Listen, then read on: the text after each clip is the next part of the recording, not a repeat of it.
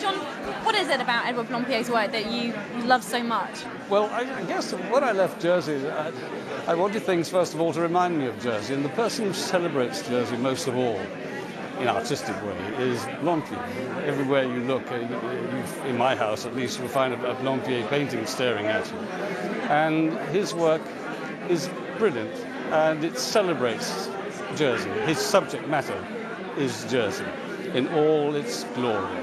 From the drunk falling over outside the farmer's inn, to Aunt Elizabeth, with the gnarled fingers over the potato pot, to the horses, the magnificent horses. Almost every painting you find of Blampied's, you'll find a horse in there.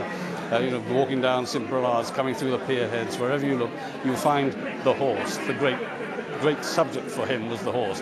And he painted them brilliantly in all their moods, in all their glory. And they are a great joy to have around the house. But the chief virtue of Blampied for me is the extraordinary humanity and the good humour that he has. Even when he's painting drunks and derelicts and all the rest of those things, they're done with love.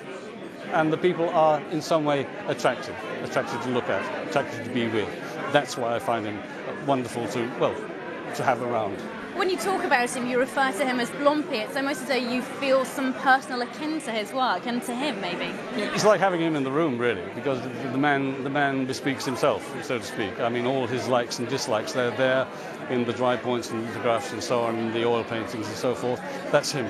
That's him. And you see him and feel his personality through the paintings as you see them. And what do you think of the exhibition today? I think it's a wonderful exhibition, because I had no idea that he'd done so much what we might call commercial work.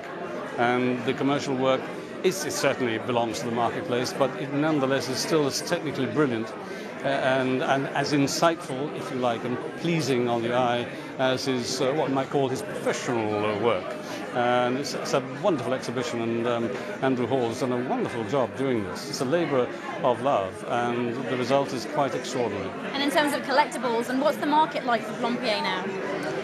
I think it's all right. I don't think he's not going to fall in value anytime soon. And I don't collect because they're valuable. I collect because I like them, to be honest with you. But I think his stock can only go up.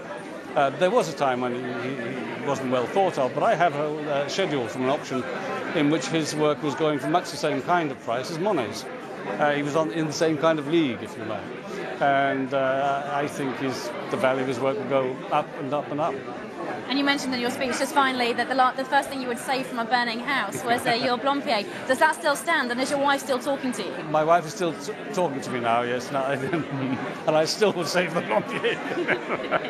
John Nettles, thanks very much. A great pleasure. Thank you.